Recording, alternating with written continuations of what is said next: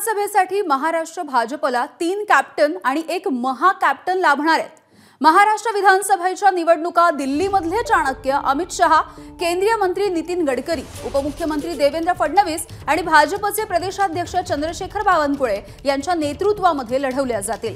विधानसभेची रणनीती ठरवण्यासाठी महाराष्ट्र दौऱ्यावरती आलेल्या अमित शहांच्या उपस्थितीमध्ये नागपूरमध्ये आढावा बैठक पार पडली आहे आणि यावेळी उपस्थित पदाधिकाऱ्यांना वाटण्यात आलेल्या पत्रकामध्ये सामूहिक नेतृत्वाचा मुद्दा अधोरेखित करण्यात आलाय। चक्रव्यूह भेदण्याचे आवाहन या पत्रकाच्या माध्यमातून कार्यकर्त्यांना करण्यात आलाय।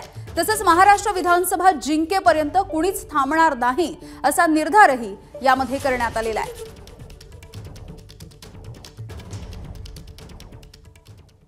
तर या बैठकीमधून भाजपने आपल्या कार्यकर्त्यांना नेमका काय कानमंत्र दिलाय बघूयात।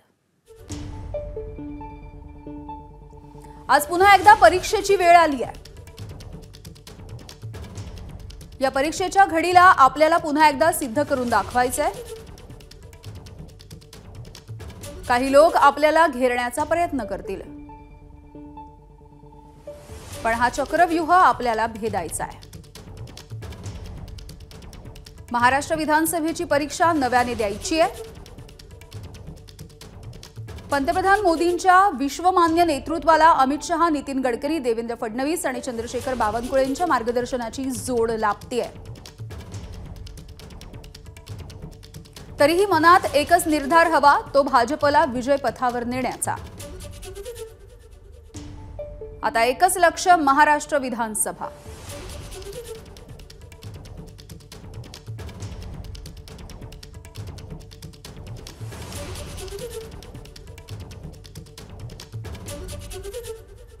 प्रत्येक बूथवरती 10% मतं वाढवा असा कानमंत्र देण्यात आलेला आहे। महाराष्ट्राच्या विधानसभेसाठीची ही चाणक्य नीती आपण बघतोय। कार्यकर्त्यांवरती जबाबदारी ढकलू नका। नेते आणि कार्यकर्त्यांनी हे लक्षात ठेवा। गटबाजी, उमेदवारी न मिळाल्याची नाराजी असं काहीही चालणार नाही।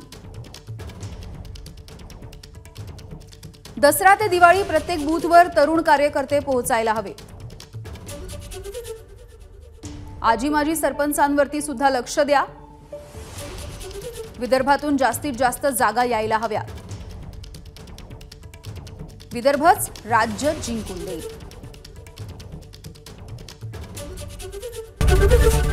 एबीपी माझा, उघडा डोळे बघा नीट।